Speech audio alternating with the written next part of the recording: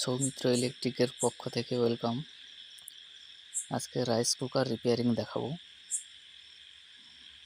এটা চালু হচ্ছে না, সিরিজ লাইন দিয়ে দেখলাম এটা চালু হচ্ছে না। এবারে দেখবো এর সমস্যাটা কোথায়।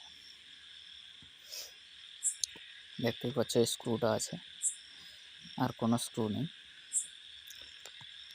এই একটা স্ক্রু খুললে পিছনের ঢাকনাটা খুলে যাবে।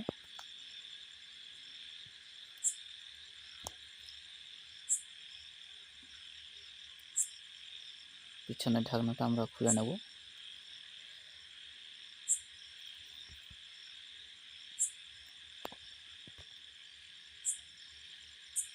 যারা আমার চ্যানেলে নতুন, চ্যানেলটিকে সাবস্ক্রাইব করে দিন।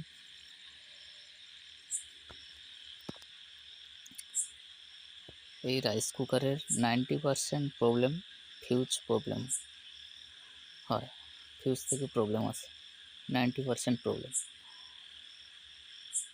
এটা ফেজ লাইন, নিউট্রাল আর আর্থিং দেওয়া আছে, 3টে লাইন এসছে। ফিউজ লাগানো আছে এইখানে আমাদের ফেজ লাইনে। তো আমরা একটু খুলে দেখে নেব ফিউজের প্রবলেম আছে কিনা।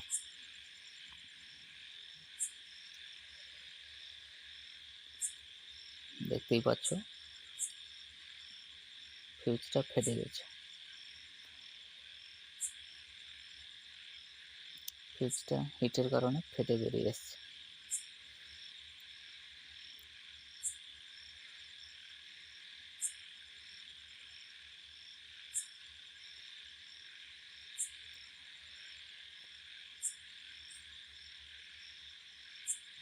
সিরিজ ল্যাম্প দিয়ে একটু চেক করে নেব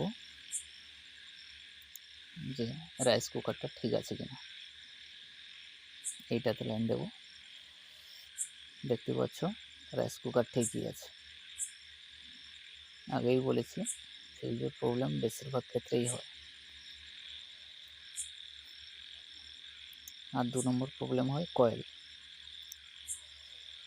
কেটে যাওয়ার সম্ভাবনাও থাকে। ভালোভাবে সোল্ডারিং করে নেব। বুঝতেই পারছো প্রচণ্ড হিট হয়, যার জন্য ভালোভাবে সোল্ডারিং করে নিলে ফিউজটা আর খুলবে না।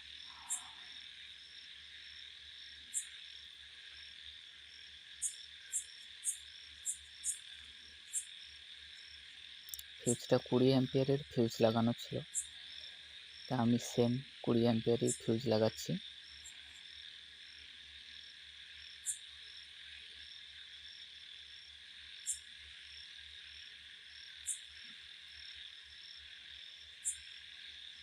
ভালোভাবে টিউবটা ঢুকিয়ে নেব, কারণ কোনোভাবে বডির সঙ্গে যেন না টাচ হয়,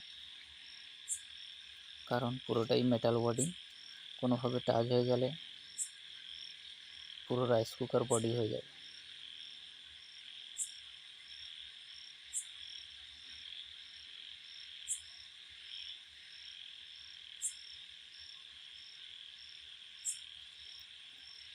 এবারে আমরা সাপ্লাই দিয়ে চেক করে নেব রিপেয়ারিংটা ঠিক হয়েছে কিনা। দেখতেই পাচ্ছ সিরিজ ল্যাম্পটা জ্বলে উঠেছে, তার মানে রিপেয়ারিং ঠিকই আছে। এখানে এটা সুইচ আছে, সুইচটা দিলেই সিরিজ ল্যাম্প জ্বলবে।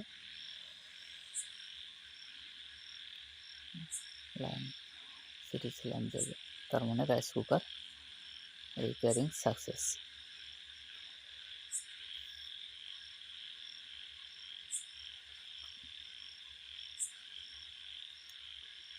এবারে ডিজিটাল বোর্ডটার দিকে একটু দেখে নেব, যেখানে সিগন্যাল দিচ্ছে গ্রিন লাইটটা জ্বলছে আমাদের। দেখতেই পাচ্ছ এইখানে এই গ্রিন লাইটটা জ্বলছে।